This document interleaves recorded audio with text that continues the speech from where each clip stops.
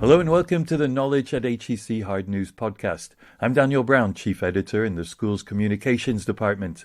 Today, HEC professors Eric Mengus and Gaetano Gaballo analyze for us the return of inflation in the world's advanced economies. Prices surging more than they have in 30 years, and there doesn't seem to be an end in sight. CNN reporter Matt Egan, he's live in Paramus, New Jersey this morning. Matt, the October inflation report just released. Tell us about the data and what's behind this. I mean, how much of this is the comeback of the economy post-pandemic? Holding back production in some sectors. Inflation is rising. Christine Lagarde, president of the European Central Bank. Primarily because of the surge in energy prices, but also as the recovery in demand is outpacing constrained supply. We foresee inflation rising further in the near term, but then declining in the course of next year. I have said that I would be surprised if oil prices surpassed their 2018 high. Kathy Wood, American investor. That was $77 per barrel. Today we're at $81 per barrel. So I've been wrong on that. And in assessing why we're wrong, it's becoming very clear it's not the demand side of the equation. The upswing in inflation figures on both sides of the Atlantic, called reflation, continues to worry governments and the general public. To find out what's behind these increases and to analyze what could happen in the future, we've turned to two HEC academics whose research centers on inflation.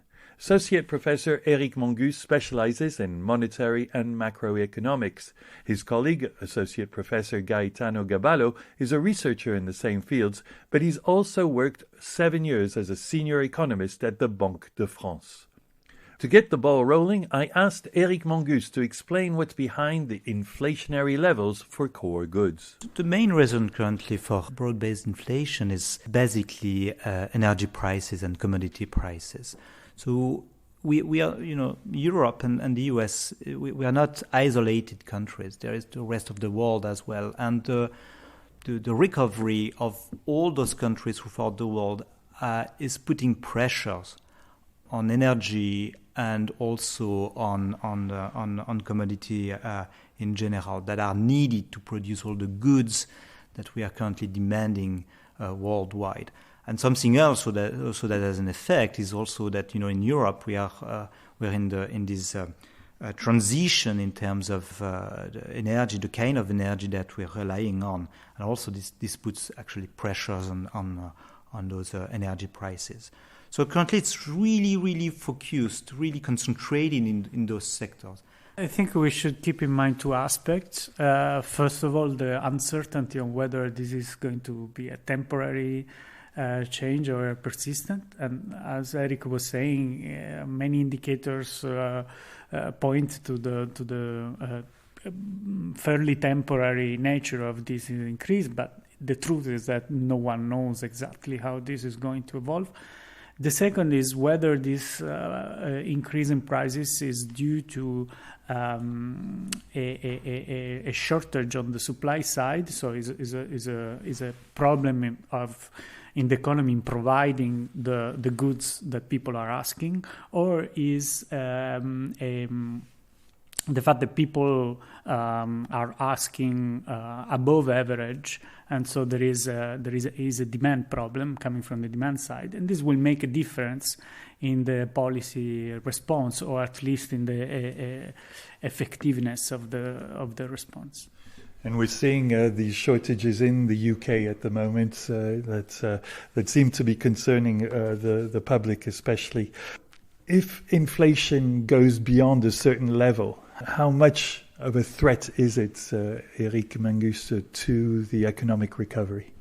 So something that is key, that was perhaps not noticed by everyone in the economy, is that central banks have recently redefined their objectives. So that was the case of the Fed, that shifted to what is called average inflation targeting, and for the ECB also that reviewed its policy and changed a little bit its price stability objective by making this objective symmetric. So this seems a little bit technical to start with, but it has major impact here on what the central banks are going to do to respond to this surge in inflation. The main reason is that because of these new objectives, central bank will actually tolerate a little bit of transitory inflation above their objective. So if the inflation rate is above their objective for a short period of time, a temporary period of time, this will not push the central bank to raise their interest rates. This is key for a very simple reason, that this will not jeopardize the recovery, at least to start with. Gaetano Gaballo, you yourself have worked for 7 years in the bank's system. How do you think they are central to whether the recovery will be impacted by inflation? So the first objective of a central bank is clearly price stability, especially at the ECB in the Eurozone. That is the only mandate of the central bank. So the aspect of the recovery comes to thinking about financial fragility of the Eurozone. This is like what the central banks have in mind, that key to preserve the price stability, and the instrument for price stability is also fighting the fragmentation, the financial fragmentation that is in Europe, and in particular the weakness of public debt in Europe that could generate, we saw that in 2012, crisis that will have consequences for the conduct of monetary policy. So if the recovery is weak, then governments will have more problem in repaying their debts, and this is a major concern, especially if the ECB will be forced or induced to raise rates that will means like more costly debt for governments. So in that sense, the recovery is something that the ECB cannot overlook, but is not the center of its mandate, but as a matter of fact enters in the context of how the monetary policy is going to be effective or not. So contrary to the US, the ECB has not adopted a radical change in the objective that is pursuing. I mean, in the US, after a review, they are targeting average inflation. That means that, as Eric said, they could tolerate an increase above the threshold. This is not clear for the ECB. So there has been like an indication that they are aiming at a more symmetric target. But symmetric means if before there was a doubt that below 2% was consistent with the objective, now they exclude that below 2% can be something good for the Eurozone. So they are going to fight below 2%, but there is no indication that they are going to not fight above 2%. So price stability is still a central concern for ECB. Pace of net asset purchases under the Pandemic Emergency Purchase Programme than in the second and third quarters of this year. ECB President Christine Lagarde. We also confirmed our other measures, namely the level of the key ECB interest rates, our forward guidance on their likely future evolution, our purchases under the Asset Purchase Programme, our reinvestment policies, and our longer-term refinancing operations. We stand ready to adjust all of our instruments as appropriate to ensure that inflation stabilizes at our 2% target over the medium term. Eric Mengus, how much is this unknown territory that we're entering compared to previous crises with the constant unknown of the health issues and, possible lockdowns or new variants bringing back a lockdown?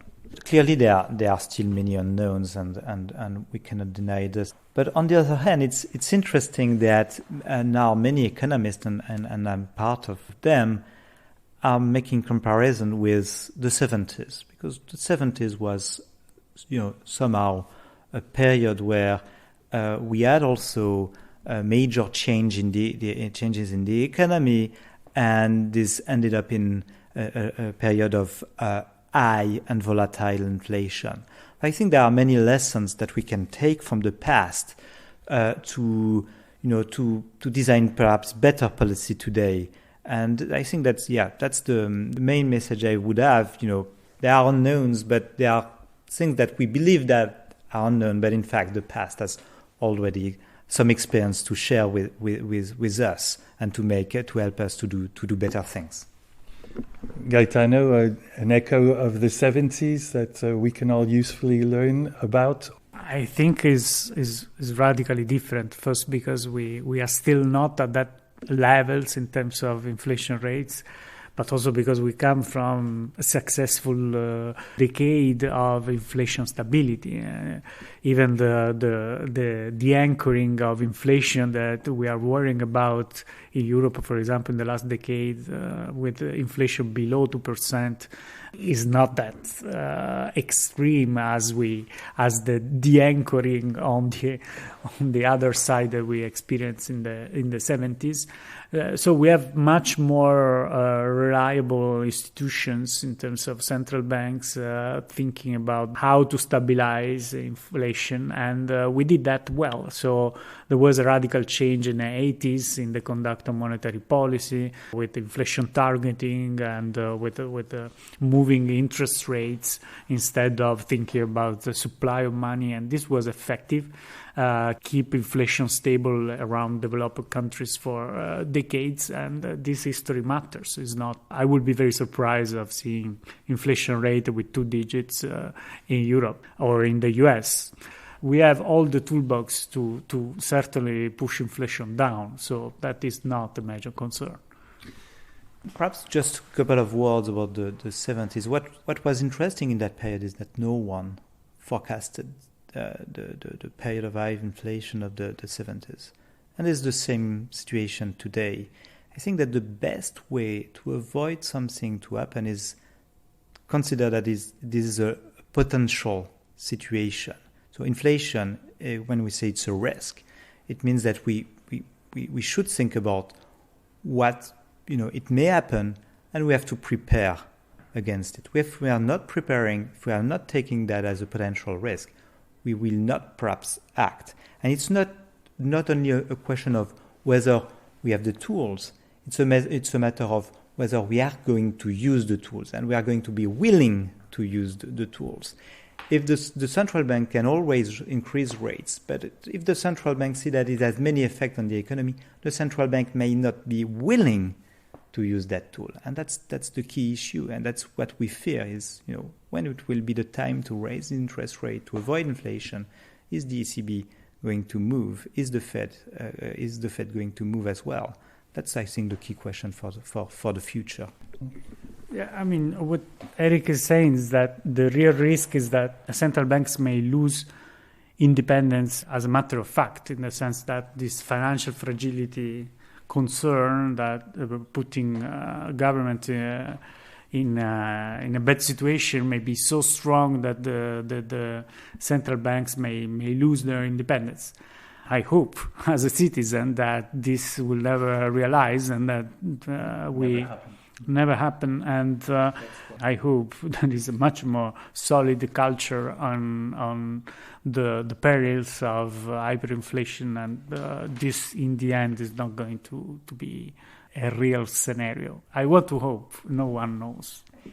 I share a little bit those that hope, and what gives me some reason for hoping is what I see is that central bankers currently are already talking about the possibility of a government default. In a way, they are preparing for it, which means that they are trying to think about what they are going to do in the bad event. If everybody knows that the way you are going to act in a bad event, what economists will tell you is that perhaps it will reduce the likelihood of that bad event. Just to then underline how important in that respect is the creation of the European debt, as I said. So that is, for me, the big and happy news of the last year or 2 years. And I think it was not like random or casual that we saw that arising in a period in which such a tension could materialize and could become a real concern. I want to hope that in some sense the Europe is moving in a coherent way, trying to prepare for a situation in which monetary policy cannot do everything and will not be for sure the only game in town. Gaetano Gaballo and Eric Mengus, thank you very much for this exchange. Thanks a lot. Thanks. Bye. Associate Professors Gaetano Gaballo and Eric Mengus. And since we spoke, prices continue to surge in the energy sector, holding back factory production in Europe and the US. HEC academics are following these developments closely, as inflation here in France has reached a 13-year high, and we see a 30-year high in Spain. Well, that's it for this Knowledge at HEC Hard News podcast. Tune in again in a fortnight when we'll discuss more current affairs with top professors from HEC Paris. Until then, goodbye.